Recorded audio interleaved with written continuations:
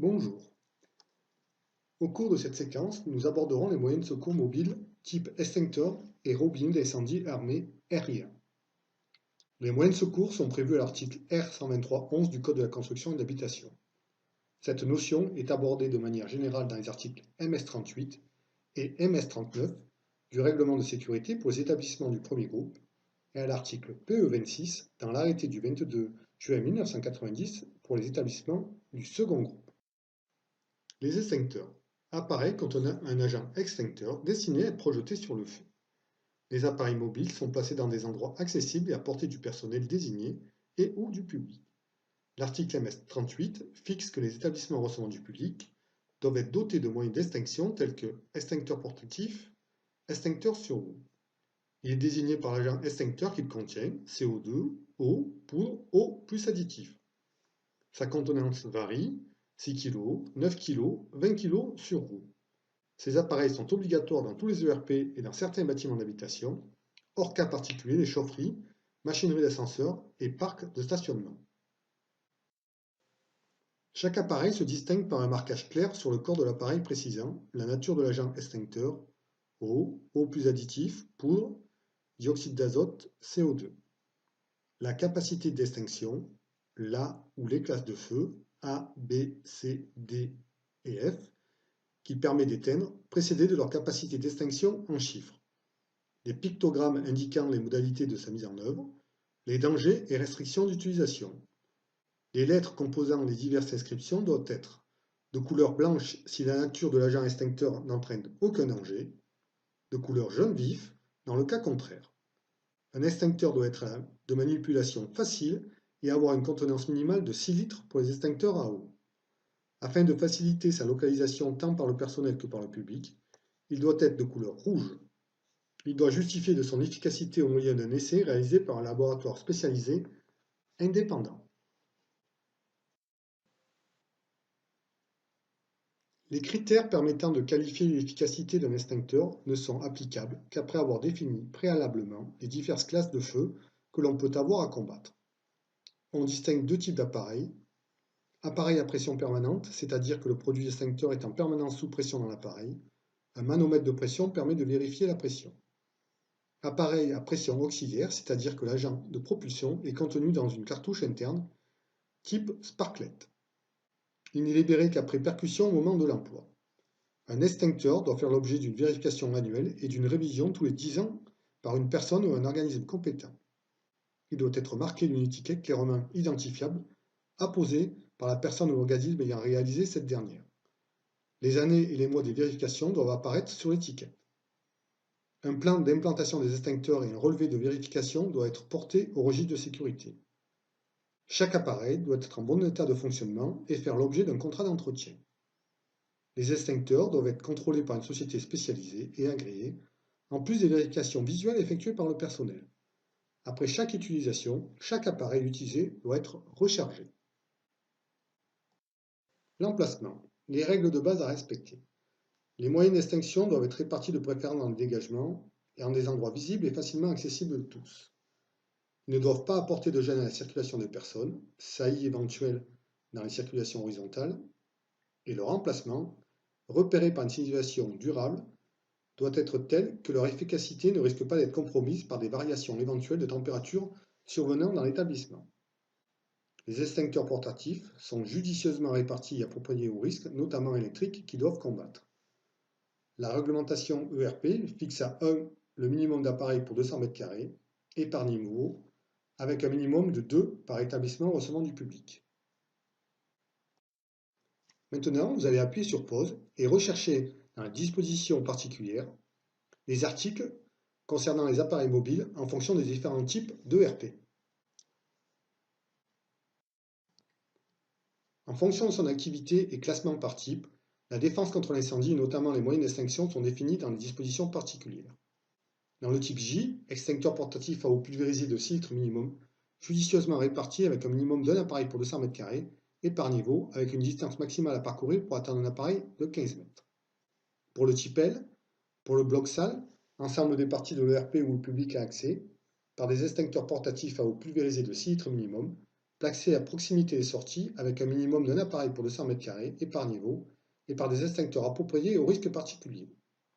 Pour les régies et locales de projection, par un extincteur à eau pulvérisée disposé à un endroit bien visible et toujours accessible, et par deux extincteurs CO2 2 kg adaptés au feu d'origine électrique. Pour l'espace scénique isolable de la salle, par des extincteurs appropriés au risque. Enfin, pour les locaux annexes, par des extincteurs portatifs à eau pulvérisée de 6 litres minimum judicieusement répartis, avec un minimum d'un appareil pour 200 m² et par niveau, et par des extincteurs appropriés au risque.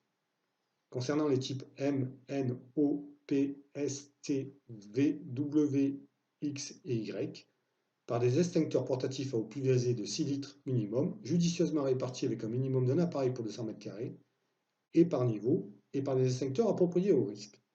Dans le type R, par des extincteurs portatifs à eau pulvérisée de 6 litres minimum, placés à proximité de chaque sortie du niveau avec un minimum d'un appareil pour 200 m², et par des extincteurs appropriés au risque. Enfin, pour le type U, par des extincteurs portatifs à eau pulvérisée de 6 litres minimum, judicieusement répartis avec un minimum d'un appareil pour 200 m², avec une distance maximale à parcourir pour atteindre un appareil de 15 mètres et par des extincteurs appropriés au risque. Les RIA. Un robinet d'incendie armé ou RIA est un dispositif de lutte contre l'incendie installé dans certains établissements recevant du public et dans de très nombreux établissements industriels. Il s'agit d'un dispositif de première intervention utilisable par un personnel qualifié ou non, permettant d'attaquer un feu naissant en attendant l'arrivée des sapeurs-pompiers. Il comprend, entre autres, un tuyau semi-rigide enroulé sur un évidoir qui est parfois pivotant et dont la longueur varie de 20 à 30 mètres. Il est alimenté en permanence en eau, d'où son appellation armée, avec une pression définie et un débit suffisant. Il ne s'aplatit pas et conserve sa section circulaire, ce qui permet de l'utiliser même sans le dérouler entièrement. Ils peuvent être imposés dans certains établissements à risque particulier pour disposer d'un moyen de secours puissant lorsque l'abondance des matières inflammables laisse craindre un développement initial rapide. Les RIA d'un établissement recevant du public doivent disposer de façon que leur lance couvre la totalité de la surface d'un établissement. Les critères d'implantation des RIA sont les suivants. DN 19.6 pour les locaux à risque courant, DN 25.8 pour les locaux à risque particulier. Les normes sont la norme NF EN 671.1 et NFS 62.201, article MS14. La numérotation en série unique facilite le suivi du contrôle. Les RIA doivent être, sauf impossibilité, placés à l'intérieur des bâtiments le plus près possible et à l'extérieur des locaux à protéger, installés pour que toutes les parties des locaux puissent être atteintes par un jet de lance ou par deux jets dans les locaux à risque important, entourés d'un volume de dégagement suffisant pour que le déroulement et l'enroulement puissent se faire sans difficulté. Dans les locaux à risque important, il est préférable de mettre en place des RIA d'un diamètre de 33 mm. Dans certains cas, ils peuvent être placés dans une niche ou placard, sans dispositif de condamnation et facilement repérables par un pictogramme adapté. Sauf impossibilité, les RIA doivent être alimentés par une canalisation d'eau en pression desservie par les conduites publiques. L'alimentation par réservoir élevé ou sous pression peut exceptionnellement être admise, article MS16. Cette source d'eau doit être au moins égale ou supérieure à 10 m3, susceptible d'alimenter pendant 20 minutes la moitié des RIA, dont le plus défavorisé avec un minimum de 2 et un maximum de 4. Il est possible d'alimenter les RIA sur les colonnes humides, à condition qu'elles aient une pression statique de 2,5 bar mini à 4,5 bar maxi.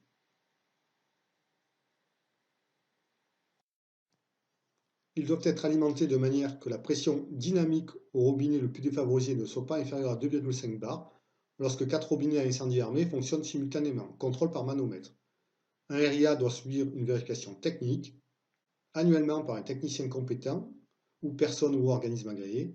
Cette vérification concerne la pression dynamique statique des RIA, état des joints, du flexible, du diffuseur et aspect extérieur du corps de l'appareil. Ce contrôle dit réglementaire doit être consigné par le vérificateur sur le registre de sécurité, une fois par trimestre par le personnel formé au titre de la sécurité incendie. Est-il obligatoire d'installer des RIA dans tous les ERP? Recherchez dans le règlement les dispositions applicables suivant le type d'activité. En fait, le RIA n'est pas obligatoire dans tous les ERP. À ce titre, le législateur a défini son installation en fonction de l'activité et du risque induit par l'ERP. Les RIA sont exigés par le règlement dans les établissements suivants. ERP classé à risque particulier. Dans le type M, RIA DN 19.6 ou 25.8, lorsque la surface des locaux de vente est supérieure à 3000 m², toute la surface des locaux doit être efficacement atteinte par un jet de lance. Pour les établissements de première, deuxième et troisième catégorie, dont la superficie des locaux de vente n'excède pas 3000 m², par des RIA de DN 19.6 ou 25.8, leur nombre et leur emplacement doivent être déterminés de façon que toute la surface des locaux puisse être efficacement atteinte par 2 jets de lance. Dans le type S, RIA DN 19.6, lorsque l'établissement est tenu de disposer d'un service de sécurité, première catégorie avec un effectif supérieur à 3000.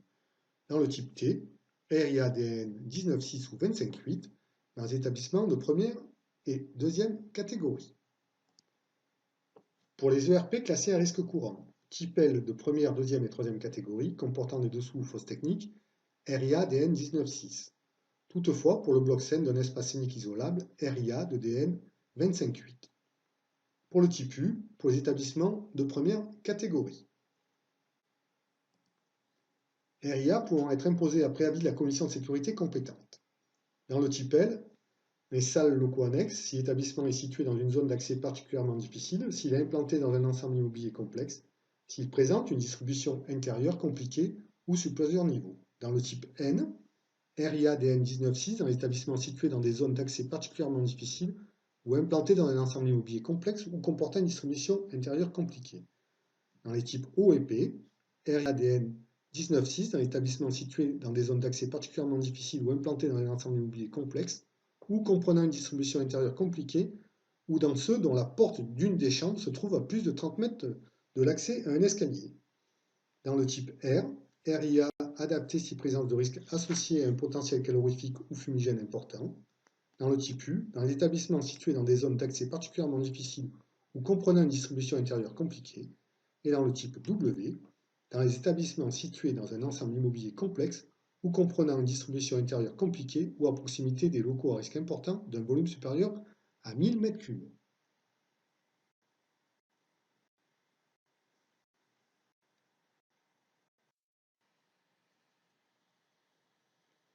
Nous avons fini la séquence. Merci pour votre attention.